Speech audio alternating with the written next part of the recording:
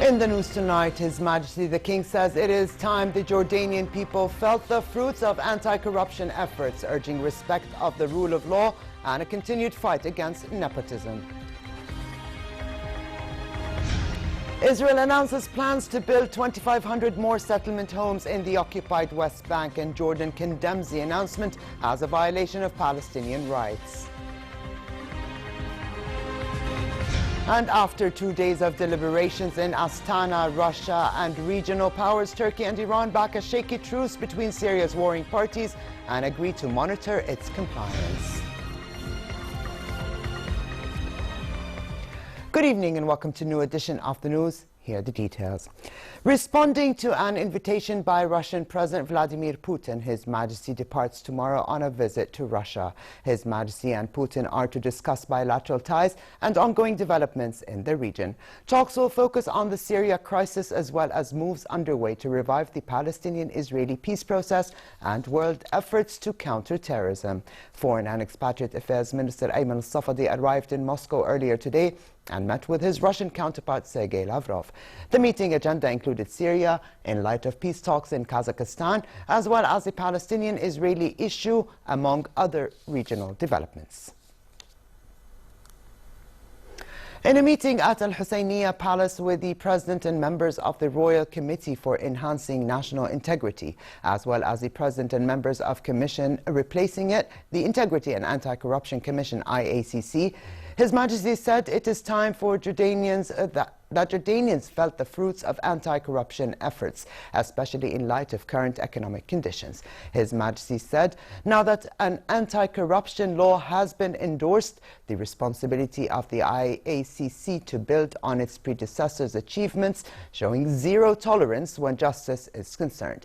His Majesty urged serious efforts to fight nepotism and affirmed the prevalence of the rule of law, integrity and good governance as key values in a civil state. A new national anti-corruption strategy is now in place for the next 8 years, with the primary goal of creating an integrity system in public administration, civil society and the private sector. Separately, His Majesty received the highest order medal from the Arab Red Crescent and Red Cross organization in recognition of his humanitarian efforts towards Syrian refugees, as well as his continued support to the Palestinian cause. The Abu Bakr al-Siddiq medal is the highest order presented by the organization to leaders worldwide in appreciation of their humanitarian efforts.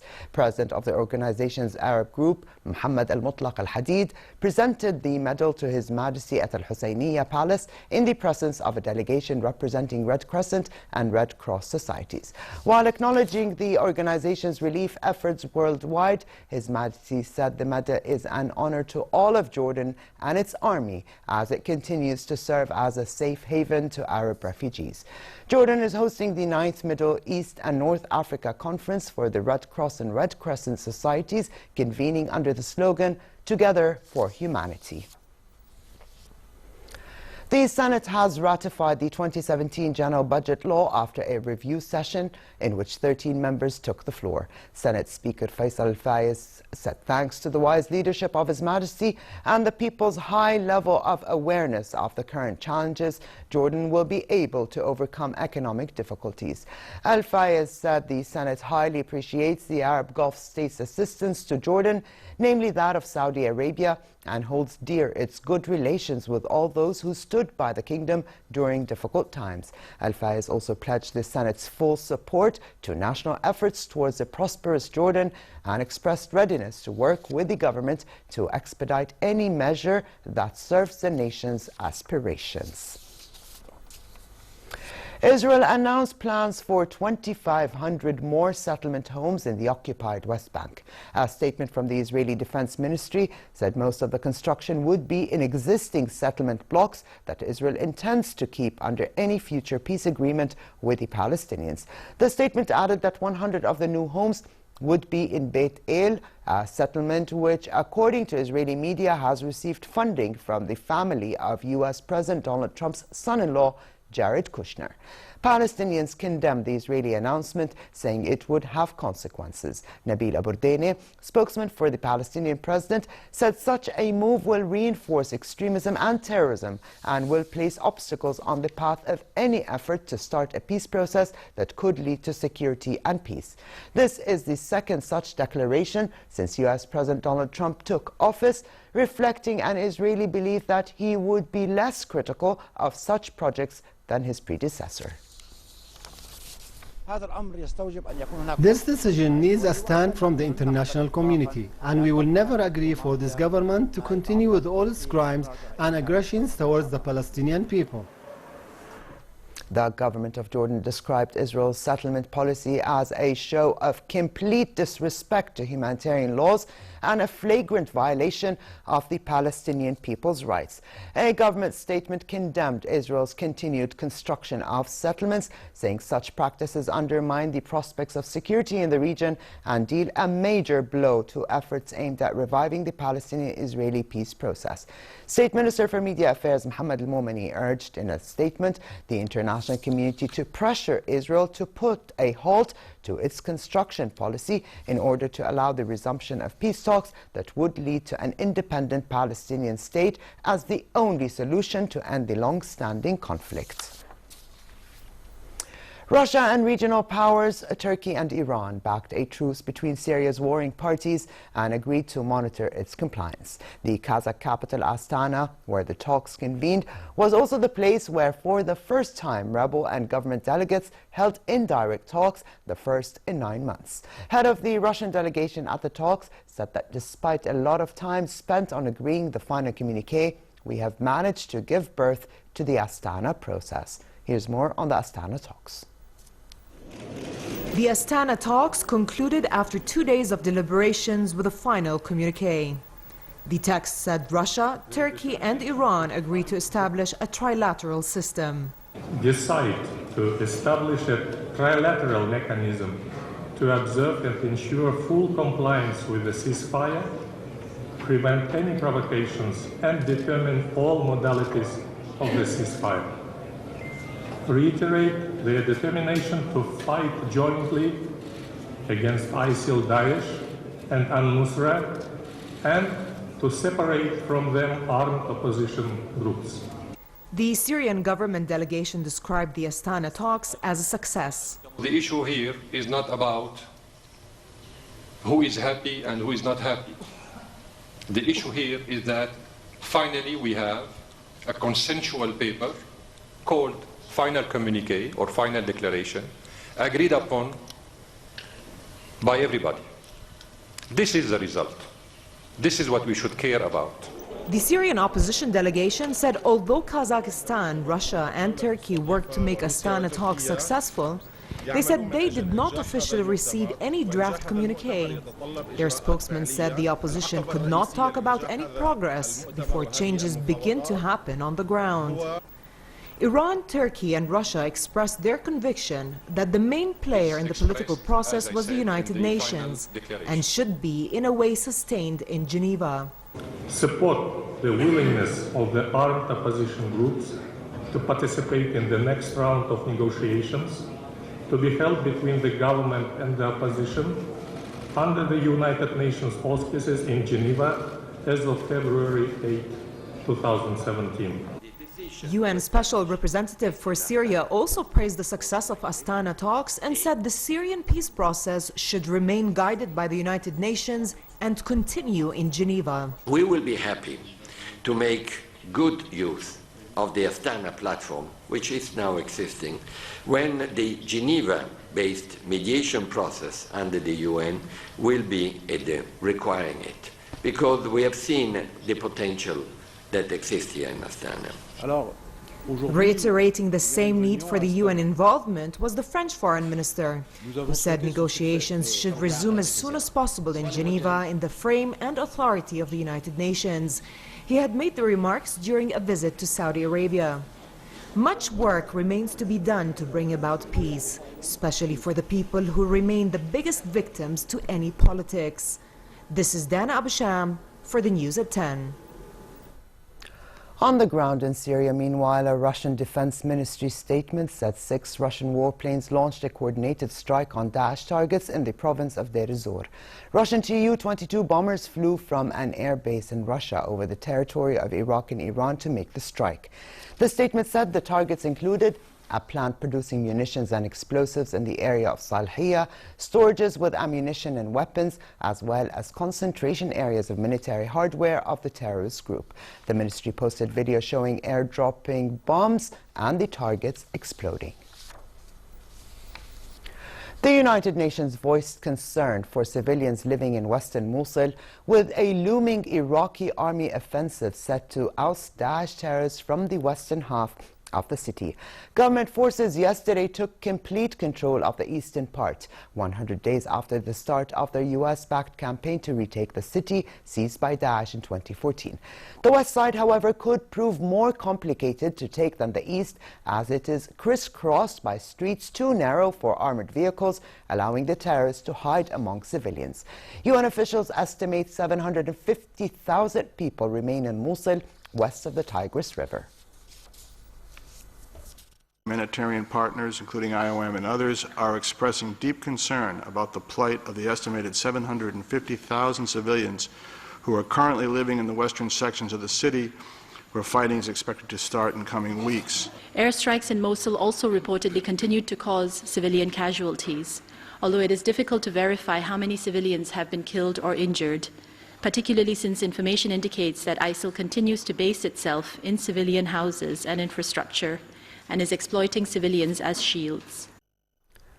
Meanwhile, the eastern part of Mosul is slowly returning to life, with markets and shops reopening and people selling once prohibited goods, such as cigarettes, openly in the streets.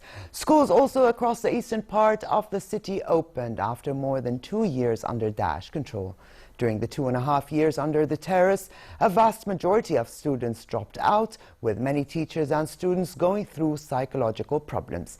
In the coming weeks, around 40,000 students will be back to school, as some 70 schools are set to open after checks for unexploded bombs. They taught us things like 1 bullet plus 1 bullet equals 2 bullets, and 1 bomb plus a 1 bomb. Their curriculum was very different. The most negative thing that happened is that most of the children ended up on the streets. Those who went to the markets, those who became street kids, those who worked. Being on the street teaches kids a lot of things. Our role is bigger now than it was 2 or 3 years ago, because you need to deal with the kids' psychological state before you begin to teach them again. Former French economy minister and presidential candidate Emmanuel Macron is pledging his commitment to help resolve the Syrian crisis during talks with Lebanese leaders in Beirut. He said under his leadership, France would fully commit to help reach an inclusive political solution to end the conflict in Syria. Macron met with Lebanese President Michel Aoun and Prime Minister Saad al-Hariri on the second day of his visit to Beirut. Yesterday, he addressed French expatriates in the country, as well as students at École Supérieure des Affaires. Conservative François Fillon is the front-runner in France's presidential election in opinion polls, but his ratings have dropped slightly. Surveys predict an increasingly tight race between him, far-right National Front leader Marine Le Pen, and independent centrist Macron.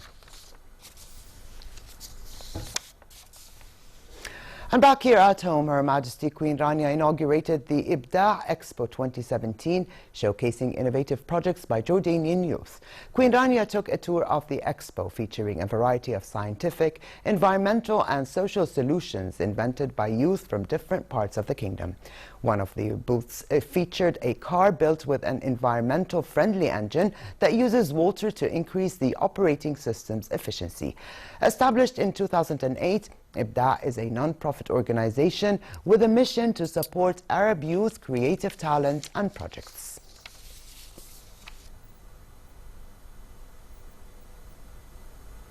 Paris began operating its first driverless bus for the public, aiming for a greener city. Authorities presented the new autonomous shuttle bus as traffic restrictions are being imposed due to a pollution peak in the capital. The bus is built and conceived entirely in France, but although it may be the way to the future, its makers say it will never replace a traditional bus. Here's the story. Shuttling their way to a greener city. Paris opening its first driverless buses to the public on Monday. Fully electric and fully autonomous, the EZ10 transports up to 10 passengers across the Seine between two main stations. The buses use laser sensors to analyze their surroundings on the road, and for now they don't have to share it with any other vehicles. The vehicle will adapt to its environment and to pedestrians crossing in front of it, so it'll either slow down or emergency brake if someone jumps in front of it. José Gomez has been driving buses here for 26 years. He'll oversee the smooth operation of the autonomous bus. Fewer people come on board. It's slower, it's electric, it doesn't pollute and can be stored away more easily, but it will never replace a traditional bus. The shuttle comes as Paris faces high pollution levels. City Mayor Ana Hidalgo wants to reduce the number of cars while authorities crack down on traffic restrictions. It may be a short 130-metre stretch for the buses, but for Paris, it's a big step towards promoting cleaner transport. Oscar nominations have been announced with the Academy Awards ceremony nearing. In the lead is romantic musical La La Land, with 14 nods, including the top prize of Best Picture and Best Actor nominations for its stars Ryan Gosling and Emma Stone.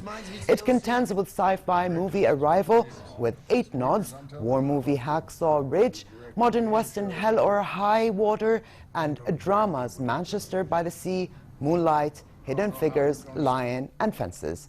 The 14 nominations of La La Land for the highest honors in the movie industry equals the record held by 1997 blockbuster Titanic and the 1950 film All About Eve.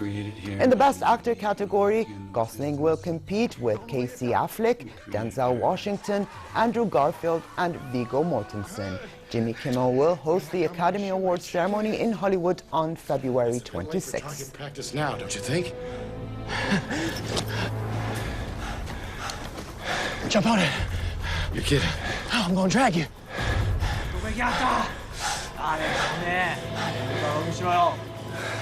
Let's do it. Ready? Yeah. Let's go. And to the world of fashion and the Paris Fashion Week that saw Chanel showcase its Spring-Summer 2017 Haute Couture collection. Against a backdrop and a floor of converging mirrors like broken dreams, the models walked out in elegantly tailored clothes, always with some shimmering effect. Chanel suits in pastel shades were given a twist with a tulip silhouette and concealed pockets. Brimmed hats were worn so high the slightest gust of wind would have sent them flying.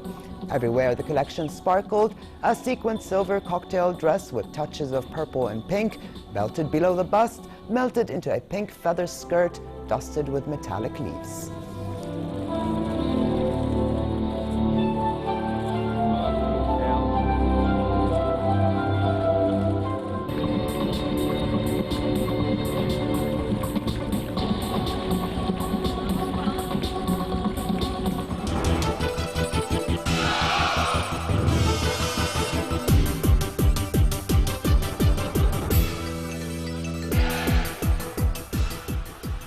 Roger Federer produced some dazzling tennis to dispatch Misha Zverev of Germany in straight sets and move into the Australian Open semi-finals as he chases his first Grand Slam since 2012. The four-time Swiss champion took apart Zverev 6-1, 7-5, 6-2 with a clinical display of all-court tennis to reach his 13th Australian Open semi-final in 92 minutes. Federer neutered a last four meeting with fellow Swiss Stan Wawrinka.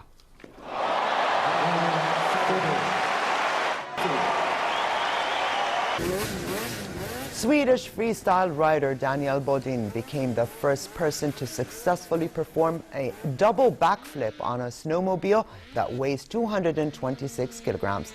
Bodin has been in a race with American rivals Colton Moore and Heath Frisbee to achieve the feat, and in a forest in Malung, Sweden, he pulled off 2 full backflip rotations. But this isn't the first record Bodin has set. In 2008, he became to the world's attention when he set the world record for the longest backflip of a snowmobile, launching the machine 44.8 meters. Bodin has won 3 X Games gold medals.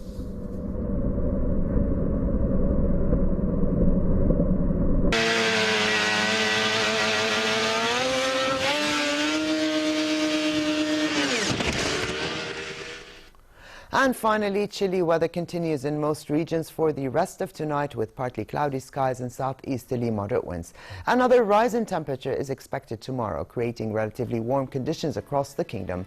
Winds will be southwesterly moderate, raising dust in the southern and eastern parts, with a chance for light showers across the kingdom. Further south, the Gulf of Aqaba can expect warm conditions, while winds will be northerly moderate and the seas slightly high. Here now is a look at temperatures forecast for tonight and tomorrow.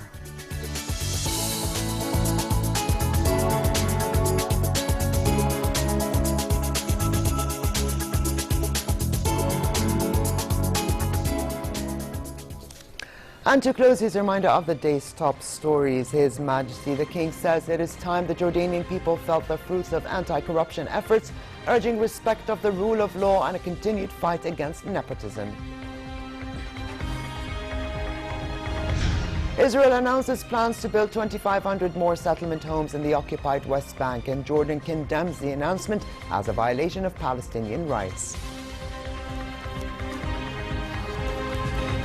And after 2 days of deliberations in Astana, Russia and regional powers, Turkey and Iran back a shaky truce between Syria's warring parties and agree to monitor its compliance. And with this, we come to the end of this edition of the news. I'm Aliyat Khan. Thank you for joining us. Have a good night.